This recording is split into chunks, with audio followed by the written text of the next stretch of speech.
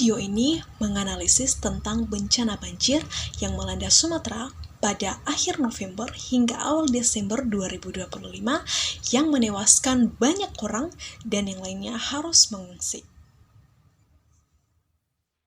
Pada video kali ini, saya akan mengangkat sebuah tema, yaitu modal sosial komunitas dan solidaritas warga. Saya mengangkat tema ini karena tema ini menunjukkan bagaimana masyarakat lokal bangkit lebih cepat daripada bantuan resmi yang disalurkan oleh pemerintah. Hanya dengan modal sosial dan jaringan kepercayaan dan norma gotong royong, ini menjadikan masyarakat menjadi penyelamat utama pasca bencana banjir terjadi di Sumatera. Modal sosial merujuk pada jaringan kepercayaan, norma gotong royong, dan ikatan komunitas yang memperkuat ketahanan saat krisis terjadi.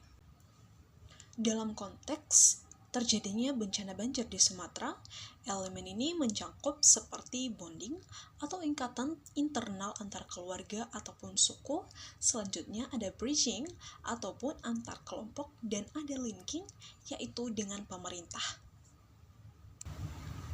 Sedangkan menurut Putnam sendiri pada tahun 2000, model sosial merupakan jaringan sosial, norma timbal balik dan kepercayaan terhadap masyarakat yang memfasilitasi kerjasama untuk kebaikan bersama. Di Indonesia sendiri, modal sosial ini sudah terjadi, yaitu dalam bentuk gotong royong, terlebih saat terjadinya bencana banjir yang melanda Sumatera.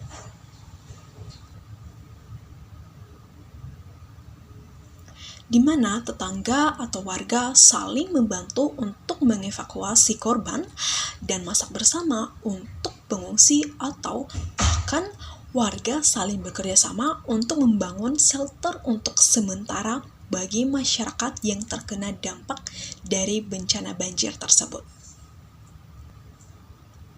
Bahkan ketika kita melihat daerah-daerah yang terkena banjir di Sumatera seperti Aceh, di mana kita bisa melihat bahwasanya ada banyak warga yang saling bekerja sama dan gotong royong untuk mengangkut korban menggunakan perahu dayung, bahkan ada beberapa yang lainnya membagikan air bersih dari sumur bersama-sama, dan bahkan ketika kita melihat video-video yang viral saat ini menunjukkan ada banyaknya ribuan orang rela mengantri untuk menunjukkan kontribusi mereka dalam membantu menyalurkan baik itu pun tenaga mereka dalam membantu masyarakat yang terkena dampak, terkhususnya di Aceh.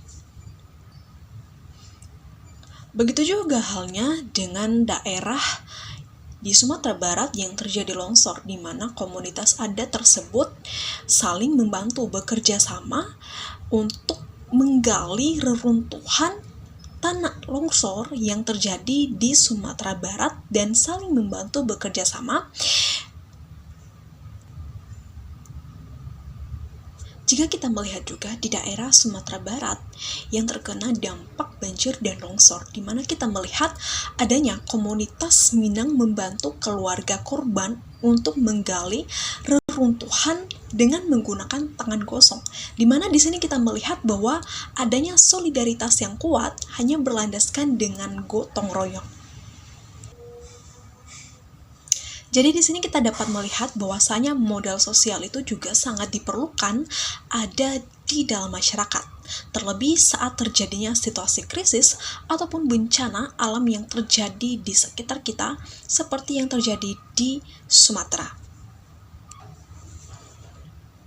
Meskipun begitu, dalam modal sosial ini juga menghadapi banyak tantangan dan hal yang perlu ditingkatkan, di mana selain adanya ketimpangan akses, modal sosial yang terjadi di banjir Sumatera 2025 ini menghadapi kelelahan seperti relawan akibat bencana yang terjadi berkepanjangan.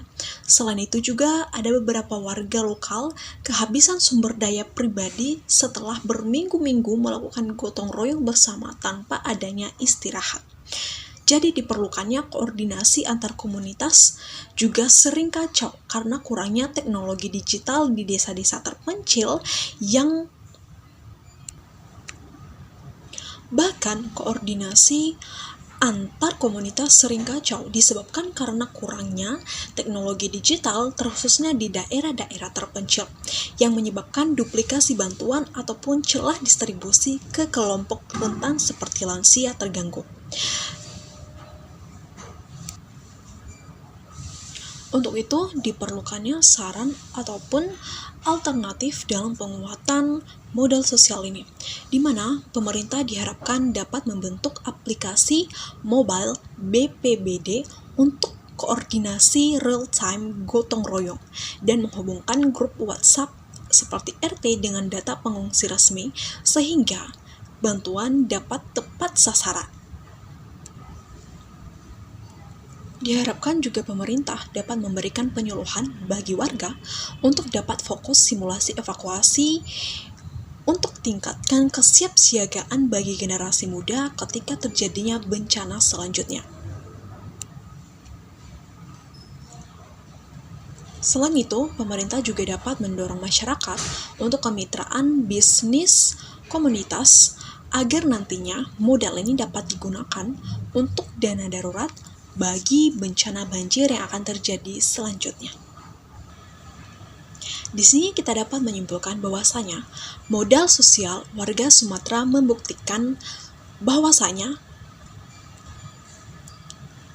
di sini kita dapat melihat dan dapat membuktikan bahwasanya modal sosial yang ada di warga Sumatera membuktikan bahwasanya sosiologi bukan hanya sekedar teori saja, tetapi sebagai alat untuk mengubah bencana menjadi peluang solidaritas antar masyarakat. Untuk itu, mari kita bangun rasa solidaritas dan pelatihan gotong royong yang lebih baik untuk memetakan jaringan sosial yang lebih luas. Sekian yang dapat saya jelaskan. Terima kasih.